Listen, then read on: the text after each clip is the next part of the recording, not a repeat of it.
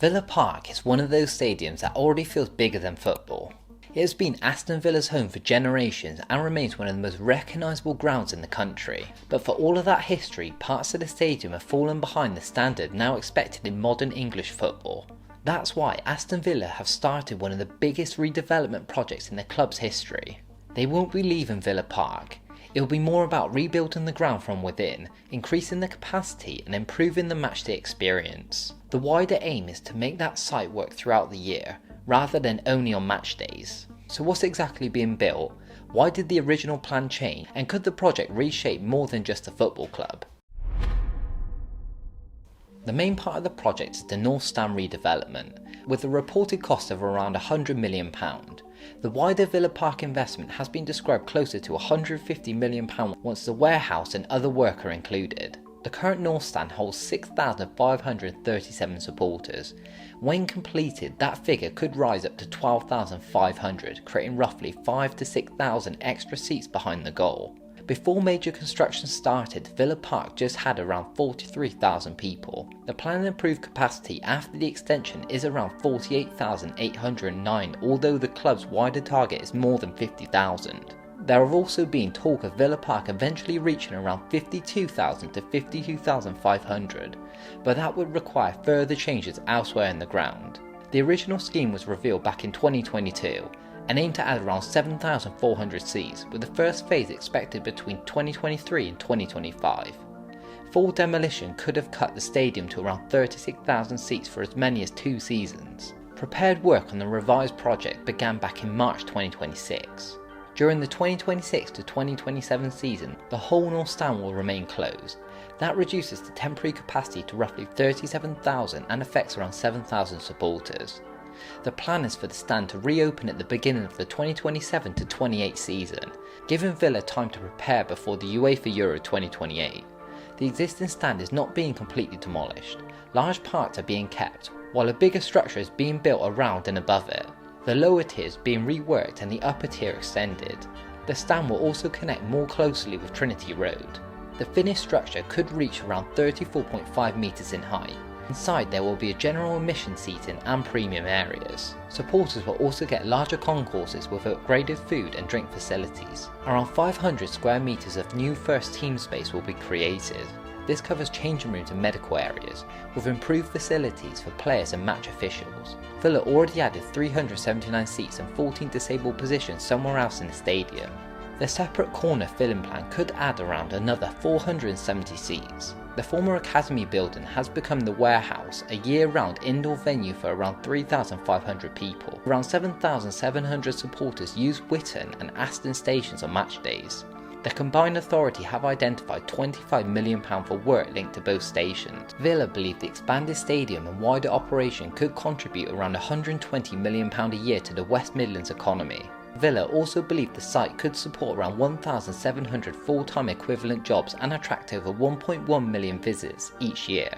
The North Stand expansion alone is expected to create around 255,000 extra annual visits and add roughly £30 million in annual economic value. Euro 2028 could bring around £190 million in wider benefits to Birmingham and the region. The surrounding growth zone has been identified as having space for around 775 homes in the future. What makes this redevelopment interesting is that the first version looked very different. Villa initially wanted to demolish the North Stand completely and replace it with a brand new structure wrapping towards the Trinity Road stand. On paper it looked impressive, but it created a major problem. Villa have lost a huge part of the stadium for a long period. Just as ticket demand was growing and the club was returning to European football, that would have meant fewer supporters inside Villa Park at exactly the time the club wanted to grow its matchday income. It could also have damaged the atmosphere and made the season ticket arrangements much harder. Transport was another concern. Anyone who has been around Villa Park after a big game will know how difficult it can be to move away from the ground. Whitton Station becomes heavily congested, queues build quickly and the surrounding roads struggle to cope. Expanding the stadium without dealing with the issue could have made the matchday experiences worse. So Villa went back to the drawing board. The revised design keeps much of the existing North Stand and expands it instead. That protects more of the stadium's character and avoids wasting a structure that can still be used. It also means the club can create a much bigger stand without starting completely from scratch. Villa later decided that the quickest option was to still close the stand for one full campaign. That will be frustrating for the supporters who have had to move, but it also allows the contractor to work continuously rather than stopping before every home match. Instead of stretching the disruption across several seasons, Villa are trying to get the most difficult stage completed in one concentrated period. The easiest way to describe the project is to call it the stadium expansion, but that doesn't really explain the full plan. Aston Villa are trying to turn Villa Park into a place that generates income on days where there is no football. That is where the warehouse becomes important. On match days, it can operate as a large indoor fan zone with food, drinks and screens. Outside of football, it can be used for concerts and private events. Community activities can also take place here. This gives the club another source of revenue and makes the site more active throughout the week. The public areas around the North Stand are also being redesigned. Supporters should have more space before matches and clearer routes into the ground. The club shop and ticketing operation are part of the wider changes as well. Inside the stadium, the new concourses should feel less cramped and easier to move through. Hospitality also matters here. Premier League clubs now make serious money from premium seating and corporate packages.